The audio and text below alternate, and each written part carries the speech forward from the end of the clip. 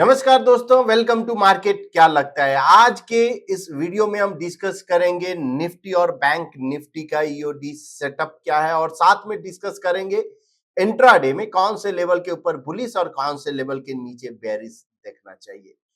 और साथ ही साथ आज वीकेंड है, सो हम breadth analysis, all asset class, साथ में कुछ स्टॉक, ये सब पे भी बात करने वाले हैं। तो सबसे पहले स्टार्ट करते हैं निफ्टी से। फ्राइडे को निफ्टी 66 पॉइंट पॉजिटिव क्लोज दिया और bank Nifty 155 point positive close दिया। सो कंटिन्यूअस एक आप बोल सकते हो कि धीरे धीरे ही सॉर्ट ऑफ साइडवेज ही मूव, लेकिन धीरे धीरे ये ऊपर की तरफ जा रहा है। तो दोस्तों आज जो है ना, आज हम ईओडी सेटअप से नहीं करके आज सबसे पहले हम ब्रेथ और ऑल एसेट क्लास में जाएंगे। ऑल एसेट क्लास क्या इंडिकेट कर रहा है?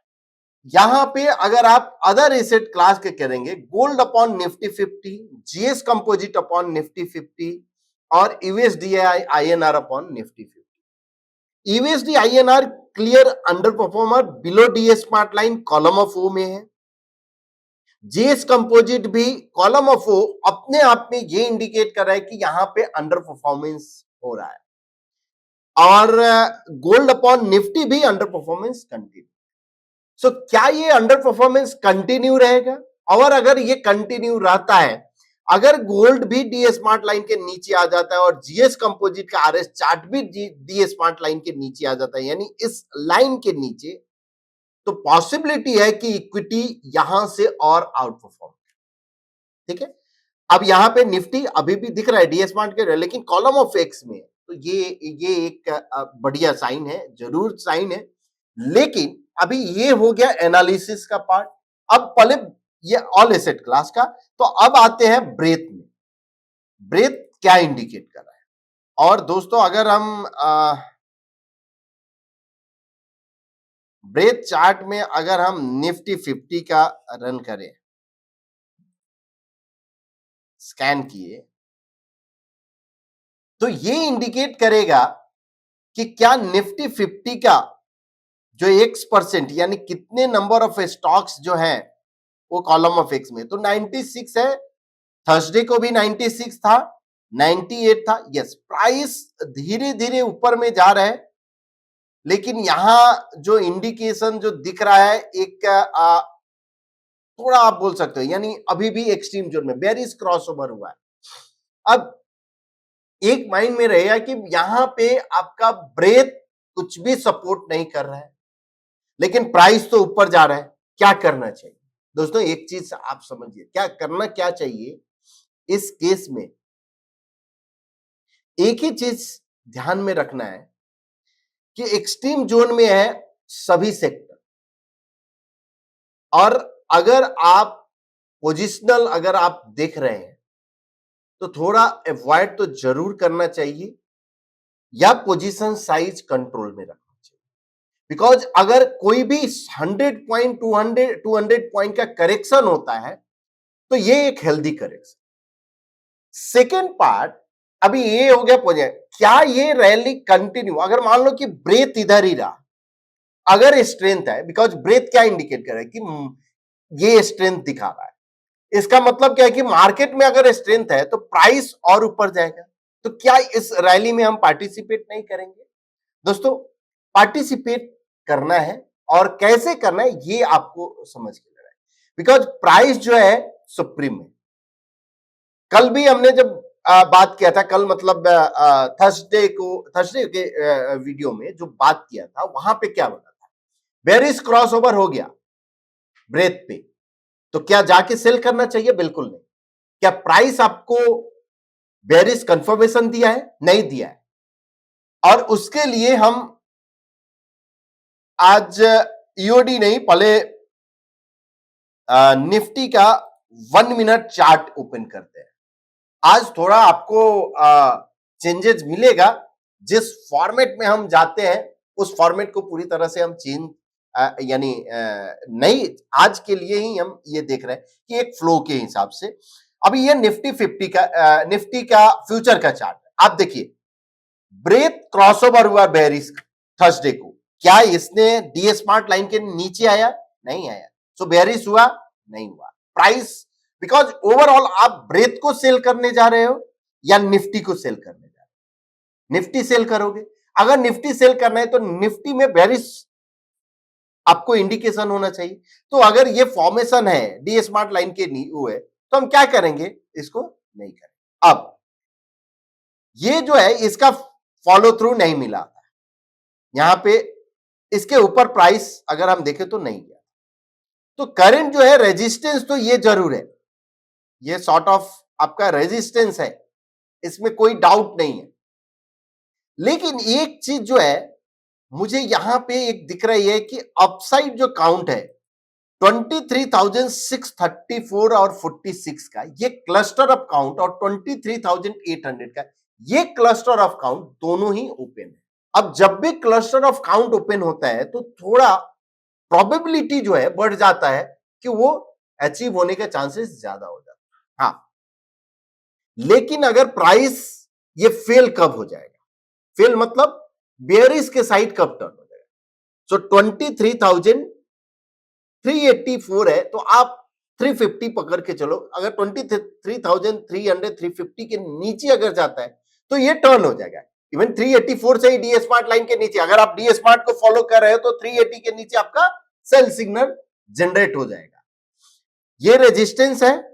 और मेजर अगर हम सपोर्ट की बात करें तो ये एक सपोर्ट है जो कि 23,200, तो ये इस रेंज में अभी भी घूम रहा है। इनफैक्ट अगर हम बात करें तो ये अगर एक बार ब्रेक करता है यहां तो एक हिंट देगा 23,350 के नीचे की पॉसिबिलिटी एक डाउन साइड। अभी ये पॉसिबिलिटी, ये सोच के आप मत चलो, जिस साइड डायरेक्शन, आप इंट्राडे ट्रेडर है तो आपको क्या करना है, इंट्राडे के लेवल के हिसाब से आपको काम करना है। अब बैंक निफ्टी का अगर इसी चार्ट को अगर हम बैंक निफ्टी में देखते हैं कि क्या कुछ वहां पे हुआ है, बॉक्स साइज हमने 0.08 किया, तो ये डी स्मार्ट लाइन के ऊपर में है। जो रेजिस्टेंस अभी भी बना हुआ है ये रेजिस्टेंस 50,300 का, जब तक इसको ब्रेक नहीं करता है तब तक आपको बहुत बड़ा कुछ यानी अपसाइड तो नहीं दिख रहा है, ये साइडवेज मूव ही यहां पे दिख रहा है। ठीक है, ये बेरिश क्रॉसओवर कहां पे है, 49,600 के नीचे अगर जाता है तो आपका डी स्मार्ट लाइन बेरिश। अब ईओडी क्या आते हैं, और ईओडी में यहां पे बेरिश सेम कॉलम में कॉलम कंटिन्यू होते जा रहा है, 50 पॉइंट 40 पॉइंट 60 पॉइंट इस तरह कॉलम कंटिन्यू होते। बेरिश ब्रॉडनिंग फॉर्मेशन हुआ है, 100% पोल फॉलो थ्रू है, लास्ट पैटर्न सेटअप बुलिश है, इसमें कोई डाउट नहीं। मूविंग एवरेज का स्लोप भी है, अपवर्ड है, इसमें भी कोई इशू नहीं है। इशू कहां पे है कि करंट सिनारियो में रिस्क रिवार्ड फेवरेबल, और जब अगर रिस्क रिवार्ड फेवरेबल नहीं है, देखिए डेली सेटअप पे हम बात कर रहे हैं, अगर आप इंट्राडे का यानी बॉक्स साइज अगर आप छोटा करते हैं और अगर आपका जो मेथड है लोअर टाइम फ्रेम पे है तो वहां पे रिस्क रिवार्ड फेवरेबल है। इवन आप डी स्मार्ट को अगर आप फॉलो करें तो वहां पे रिस्क रिवार्ड फेवरेबल, लेकिन क्या यहां पे अगर आप एंटर कर रहे हो और बेस्ड ऑन दिस चार्ट तो रिस्क रिवार्ड फेवरेबल नहीं। Wait for the next follow through, मेरा ये रहेगा। अब निफ्टी बैंक का भी देख लेते हैं यहां पे कुछ चेंजेज हुआ है या नहीं। तो निफ्टी बैंक का 0.15% में सेम कॉलम ऑफ एक्स में सेटअप बुलिश है, बट पॉसिबिलिटी की है कि थोड़ा कॉलम कंसोलिडेशन, और वही हो रहा है, कुछ खास नहीं हो रहा है मेरे हिसाब से, बिकॉज साइडवेज मूव है। ये 50-60 पॉइंट जो है ना, अगर आप देखो ऊपर में जाता है फिर से थोड़ा सेल आता है, ऊपर जाता है फिर से सेल आता है, तो इस तरह से ये चालू है। ओके, अब फटाफट इंट्राडे लेवल की बात कर लेते हैं। मंडे के लिए निफ्टी फ्यूचर का जो इंट्राडे लेवल है 23,500, और दोस्तों ये 23,500 जो लेवल है, इसके ऊपर सस्टेन अगर होता है तो ही आपको बुलिश अपॉर्चुनिटी मिलेगा। 23,300 के नीचे बेरिश, क्योंकि ये दोनों लेवल पे आप ध्यान रखिए, अब बैंक निफ्टी की बात करते हैं और बैंक निफ्टी 50,200 के ऊपर बुलिश अपॉर्चुनिटी, 49,700 के नीचे बेयरिश अपॉर्चुनिटी देखते हैं। फिर निफ्टी में सेम लेवल जो निफ्टी का 20 यहां पे 22,500 के और वहां पे 23,000 था। तो 22,500 के ऊपर अगर सस्टेन होता है तो बुलिश अपॉर्चुनिटी और 22,280 के नीचे बेयरिश अपॉर्चुनिटी देखना चाहिए। सेंसेक्स के लेवल के 77,100 के ऊपर बुलिश अपॉर्चुनिटी और 76,500 के नीचे बेयरिश अपॉर्चुनिटी। गोल्ड का जो लेवल है 72,200 के ऊपर बुलिश अपॉर्चुनिटी और 71,000 के नीचे आपका बेयरिश अपॉर्चुनिटी देखना चाहिए। सिल्वर के लेवल की बात करते हैं और 88,900 के ऊपर बुलिश अपॉर्चुनिटी और 87,800 के नीचे आपका बेयरिश अपॉर्चुनिटी। सो ये रहा है आपका इंट्राडे का level, Nifty, bank Nifty, Sensex, gold and silver. तो ये सभी लेवल। अब ओपन इंटरेस्ट के हिसाब से थोड़ा देख लेते हैं। ये चीज आप देखिए, ओपन इंटरेस्ट में एक इंटरेस्टिंग कहां पे दिख रहा है वीक के लिए, 23,400 ये एक सपोर्ट है, मेजर सपोर्ट अभी दिख रहा है। 23,400 एक रेजिस्टेंस जो दिख रहा है 23,500। अब ये जो ओआई जो है काफी दिन से आ रहा है, तो 23,500 का जो ओआई है जब तक कट नहीं होता है, यानी उसके ऊपर जब तक शॉर्ट कवरिंग आएगा 23,500 के ऊपर, अगर आप पकड़ के चलो 23,500 के ऊपर अराउंड यानी 50 टू 70 पॉइंट और ऊपर 550 570 उसके ऊपर एक शॉर्ट कवरिंग आना चाहिए, जो मेरा अंदाजा है। और वो 23,950 यानी 24,000 जो दिख रहा है, हो सकता है कि 24,000 की तरफ फिर जाएगा। तो जब तक 23,500 ब्रेक नहीं करता है, 500 का मतलब हुआ मेरा 550 570 के ऊपर, तब तक शॉर्ट कवरिंग आई थिंक नहीं। आपको देखना क्या है कि जो कॉल राइट हुआ है उसमें कवरिंग आ रहा है क्या। अगर वहां पे अगर आना शुरू हो जाए, कॉल राइटर जो है वो भागना शुरू कर दे, तो आप समझ लो क्या कि ये लेवल, अब ये जो 23,500 की जो दीवार है वो टूट गई और अब एक शॉर्ट कवरिंग आ सकता है। ठीक है, तो ये आपको ध्यान में रखना है। अनदर थिंग, अगर ये लेवल 23,400 टूट जाता है तो आप समझ के चलो कि सपोर्ट जो है वो ब्रेक किया। इनफैक्ट यहां 23,400 है, लेकिन मेरे जो चार्ट के हिसाब से 23,300 है, जो बिकॉज 23,300 के बाद यहां जो लेवल जो दिख रहा है 23,000 यानी 300 पॉइंट डाउन साइड। तो आपको 23,300 और 23,500 ये दोनों लेवल जो है ना आपको ध्यान में रखना है। ये शॉर्ट टर्म के लिए हम बता रहे हैं। ठीक है, अब आते हैं जो हमने एक चीज जो डिस्कस करनी थी कि इस रैली में यहां अगर आप सेप चार्ट में गए और ऑल इंडेक्स अपॉन निफ्टी 50, ये क्या चार्ट है, small cap 250 upon Nifty 50, mid small upon Nifty 50 और 500 अपॉन, तीनों ही अगर हम बात करें इंडेक्स क्लियरली आउट परफॉर्म कर रहा है निफ्टी 50। अब ये कॉलम ऑफ एक्स में, यहां पे भी कॉलम ऑफ एक्स में, यहां तो अब आपको लग रहा हो कि निफ्टी 50 में तो कुछ नहीं हो रहा है, लेकिन स्टॉक सब अच्छा खासा चल रहा है। तो yes, because of this, because ये आउट परफॉर्म कर रहा है और निफ्टी 500 तो काफी दिन से आउट परफॉर्म कर रहा है। तो क्या ये आउट परफॉर्मेंस कंटिन्यू रहेगा? देखिए, ये चार्ट के हिसाब से तो दिख रहा है कि कंटिन्यू रहेगा। इवन अगर छोटा करेक्शन अगर आता है और उसके बाद फिर फॉलो थ्रू, तभी भी ये एक अमेजिंग। तो आपको नजर रखना है इधर, mid small 400, small cap Nifty 500, इधर आपको नजर रखना है। अब इस सेक्टर का जो भी स्टॉक है उस पर नजर, जैसे हमने बात किया था कि डिफेंस सेक्टर हुआ, पीएससी, सीपीएससी, रेलवे, ये जो सेक्टर जो है ना, ये एक ऐसा सेक्टर, ये सब सेक्टर ऐसा हो गया है जहां पे बाइंग इंटरेस्ट जो है वो काफी अच्छा है। इवन आपका ईवी सेक्टर जो आप बोल सकते हो, वहां पे फोकस, सोलर में उधर फोकस होना चाहिए। तो ये सेक्टर जो है ना, आपको देखना है कि आगे एक चीज जो मुझे जो समझ में आ रहा है, रियलिटी सेक्टर में भी यहाँ से और आउट परफॉर्मेंस होना चाहिए।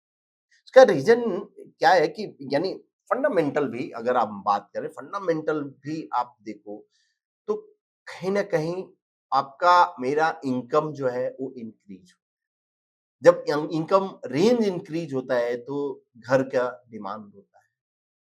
फिर उसके बाद आप घर का यानी आप छोटे घर से बड़े घर में, बड़े घर से उसके बड़े घर में यानी आप जाते हो। इस तरह से आपका जैसे-जैसे रेंज, तो ये जो नीचे का जो जैसे मान लो जो इनकम रेंज है, वो आपको मिडल में आएगा, मिडल वाला अपर में जाएगा। तो इस तरह से रेंज अगर इंक्रीज़ होते जाएगा, तो रियल एस्टेट में घर तो चाहिए, और जब घर चाहिए उसका जो आपका उसके बाद आपका अगर इनकम ये होता है तो गाड़ी चाहिए, ऐसा रहता है।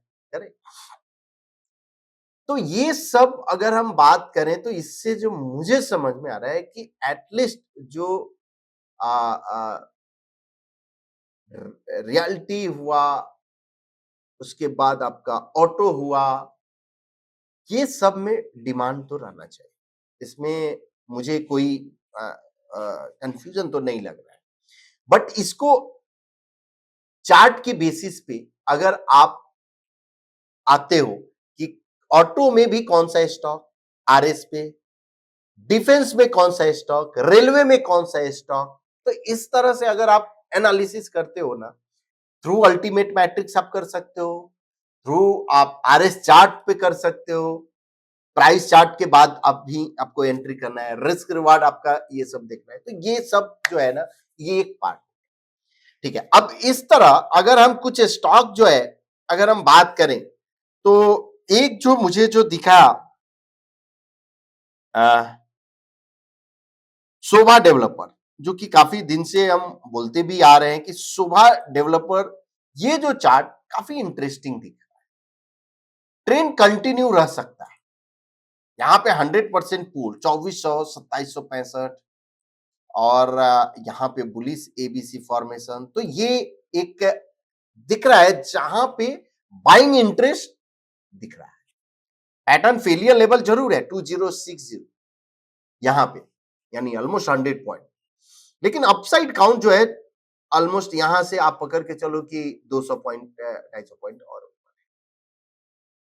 अच्छा। अब अगर कोचिन शिपयार्ड या मैचडॉक का देखें तो कोचिन शिपयार्ड में ये भी डिफेंस, यहां पे आप देखिए 1% का चार्ट अगर आप देखो क्लियर अप ट्रेंड में, so every double top by ये आपका कैंडिडेट। हम क्यों बार बार बोलते हैं, देखिए टॉप और बॉटम जो है ना, अगर मान लो अगर हम ढूंढ भी ली, चलो ये बॉटम मैंने कैच कर लिया, तो क्या हम अभी तक बने हैं? शायद नहीं। कंटिन्यूशन अगर आप ट्रेड करते हो ना, अगर आपको मालूम है कि लॉन्ग रन में एक अच्छा खासा मूव आ रहा है, आप एवरी डबल टॉप बाई आपके लिए opportunity, see every double top by पे अगर जब तक डबल बॉटम सेल आएगा तब तक हम एग्जिट नहीं, फिर से डबल टॉप बाई है एंट्री, डबल बॉटम सेल नहीं है एग्जिट नहीं, अब फिर से यहां डबल टॉप बाई है, क्या ये ट्रेंड कंटिन्यू रहेगा? देखिए ये हमको आपको किसी को नहीं मालूम रहता है, आपको क्या होता है जो ट्रेंड जो चल रहा है ना उसको आपको फॉलो करना हो। सो 27253293 कोचिंग सीपीआर अभी भी बना हुआ है, जहां पे यानी क्लियर इंडिकेशन दिख रहा है। वैसे ही मैचडॉक सेम, इसका अगर हम देखें आज इसने ब्रेकआउट भी दिया 14% का, यानी आज मतलब फ्राइडे को। सो अगर हम 0.25% का, सो रिस्क रिवार्ड यहाँ पे फेवरेबल नहीं है, तो wait for the next follow through, Cochin Shipyard में है तो आप उधर देख सकते हैं। तो ये इस तरह से। अब बीडीएल हुआ, जैसे हमने कवर भी किया था बीडीएल, ये स्टॉक सब हम क्यों डिस्कस कर रहे हैं कि देखिए यहां पे जो बाइंग इंटरेस्ट अगर आपको दिख रहा है तो आपके लिए अपॉर्चुनिटी है, जहां पे अगर कहीं पे भी डबल टॉप बाई आता है, नेक्स्ट फॉलो थ्रू आता है, इंटरेस्ट, ऐसा मत समझो कि हाँ कि अब तो इतना चल गया और कितना चलेगा, ये किसी को नहीं मालूम रहता है कितना चलेगा और कितना जाएगा। और हम कौन होते हैं पूछने वाले या रोकने वाले कि हाँ कि कौन कितना जाएगा, जा रहे जाने दो ना, आप ट्रेंड को फॉलो करो, हम ट्रेंड को फॉलो कर रहे हैं, आप भी ट्रेंड को फॉलो करो। अच्छा, अनदर स्टॉक जो दो स्टॉक और हम डिस्कस करेंगे, जेएसडब्ल्यू एनर्जी। ये स्टॉक 3% के चार्ट पे आज डायगोनल ट्रिपल टॉप दिया है, 1% के चार्ट में ये ट्रिपल टॉप, उसके बाद ये थोड़ा फेज से, हाँ रिस्क रिवार्ड थोड़ा बड़ा है, 549 का पैटर्न फिल, लेकिन ये कैंडिडेट जो दिखा है ट्रिपल टॉप, अब छोटा कोई करेक्शन होगा और उसके बाद column reversal, that will be an opportunity.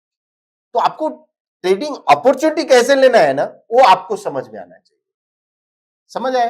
अब अनदर जेंटेक की अगर हम बात करें, देखिए जेंटेक जो है ये अगर 0.25% का चार्ट देखिए, अप ट्रेंड में है, ये up trend, clear up trend, consolidation. अब ये कंसोलिडेशन से अगर बाहर अगर जाता है 1100, तो ये पॉसिबल है ना 1400, क्यों नहीं पॉसिबल कि और कितना जाएगा? ये तो एक समय था जब 70 रुपए चल रहा था, अरे भाई 70 रुपए चल रहा था, लेकिन आज ये मत सोचो आज 1200 चल रहा है ना। आप बोलोगे कि हाँ कि ये ओवर वैल्यूड हो गया है, ठीक है ओवर वैल्यूड हो गया है। आप अगर टेक्निकल चार्ट पे अगर आप भरोसा करते हो, प्राइस अगर ये दे रहा है तो ठीक है। आप ऐसा तो नहीं ना कि आप वेट करोगे कि हाँ कि ठीक है ये अगर करेक्शन, आपको अगर अपना एग्जिट सिस्टम आपको ट्रिगर हुआ तो आप एग्जिट हो जाएंगे। अब यहाँ पे रिस्क रिवार्ड अभी नहीं है, तो थोड़ा अगर करेक्शन होता है, यानी कोई करेक्शन उसके बाद फॉलो थ्रू, तो that will be an interesting. वैसे अगर हम रेलवे में मुझे जो दिख रहा है, रेलवे सभी स्टॉक जैसे JWL अगर हम करें, जुपिटर वेगाना, यहां एक buy sell buy bullish broadening next follow through, यानी 701 के ऊपर अगर जाता है तो पॉसिबल एक अपसाइड काउंट आपको मिल सकता है, तो यहां पे आपको नजर रखना चाहिए। वैसे इरकॉन हुआ, IRFC हुआ, तो ये सब जो स्टॉक है जहां पे आपको थोड़ा खुद आप जाके एनालाइज करो और देखिए, आप कमेंट में लिखे कि हाँ कि ये स्टॉक जहां पे ये पैटर्न फॉर्मेशन हुआ है, तो आपका भी जो एनालाइज करने का अ, अ, जो मेथड है वो थोड़ा सा और इम्प्रूव होगा। जब आप चार्ट पैटर्न आप देखेंगे, पैटर्न पे बात करेंगे, तो आप कमेंट में वैसा लिख सकते हो कि इस स्टॉक में मुझे ऐसा पैटर्न दिखा है। वीडियो के लास्ट पार्ट में अब आते हैं और जहां पे हम कमेंट लेते हैं, और ऐसे ये आज जो है वीडियो का लेंथ बड़ा हो गया, तो आज हम 2-3 ही कमेंट लेंगे। ओके सो धन्यवाद राजा, ओके थैंक यू, ये thank you so much, thank you. आप लिखते हो कि आपका इससे काफी अच्छा। Could you detail video of position sizing, ठीक है। ये पॉइंट को भी हम कवर करेंगे। When placing GTT we need to put in price, please enable percentage editing. Okay, currently we need to calculate the percentage and then put the price, wherein it becomes easier if we can simply edit the percentage for GTT, stop loss and target. Okay sir, आपका point हम note किए और इसको जरूर हम enable करने की हम कोशिश करेंगे, जितना जल्दी हो सकता है जरूर। Sir your view on HAL please. देखिए HAL जो है, HAL हुआ, BEL हुआ, ये जो जितने स्टॉक है जो काफी बढ़िया यानी दिख रहे हैं, इसमें कोई ये नहीं। अगर यहाँ पे डबल टॉप बाई, अब करंट स्टेज पे अगर आप बाई करते हो ना, तो थोड़ा आपका रिस्क बड़ा हो जाता है। तो इसके लिए आप क्या करो, थोड़ा वेट कर लो, फॉलो थ्रू आने दो, एक छोटा कोई करेक्शन आता है उसके बाद अगर एंटर करते हो ना, तो that will be interest. Otherwise इसका अगर आप चार्ट देख के ही आप इमीडिएट समझ सकते हो कि पीछे का हिस्ट्री क्या है। जब भी मूविंग एवरेज के नजदीक आता है ना या फेल होता है, तो वो वहां से वो बाउंस देता है। देखिए ये फेल हुआ, बाउंस दिया, फेल हुआ, बाउंस हुआ, यहाँ मूविंग एवरेज के नजदीक बाउंस, ये भी फिर से मूविंग एवरेज के नजदीक है, तो पॉसिबिलिटी था कि ये बाउंस हो अगर हिस्ट्री रिपीट होता है। तो अगर कॉलम रिवर्सल पे एंटर करते तो दैट विल बी गुड, लेकिन अभी के सिनेरियो में थोड़ा वेट, ठीक है। तो सो लास्ट हम कमेंट लेते हैं। Thank you, can you please explain how to scan for multi year breakout stock like you show Glenmark 9 years break. So generally आप देखिए, मेरा जो ये ना, आप अगर मल्टी कॉलम ब्रेकआउट ऑन 3% करते हो, तो जनरली वो मल्टी ईयर ब्रेकआउट मिल जाता है, उसमें मिल जाएगा कैंडिडेट। और वैसा स्कैनर भी हम आप बना सकते हो, लेकिन क्या होता है कि आपको कॉलम डिसाइड करना होगा कि कितने कॉलम के पहले होना चाहिए। बट मेरा ऑब्जर्वेशन कि ये कवर कर देते हैं। ओके, लास्ट हम लेते हैं राजू सर। जैसे ही डबल टॉप बाई के ऊपर एक एक्स प्लॉट हो वैसे ही अलर्ट आ जाए। डबल टॉप बाई के ऊपर जैसे ही एक एक्स प्लॉट होता है, इसको आज ही बताइए प्लीज। सो अलर्ट आ जाए मतलब आप simple double top by buzzer में जाके आप लगा सकते हो। कोई भी सेक्टर आप सेलेक्ट करो, डबल टॉप बाई। सो जैसे ही डबल टॉप बाई आएगा, इमीडिएट आपको अलर्ट आ जाएगा। ठीक है।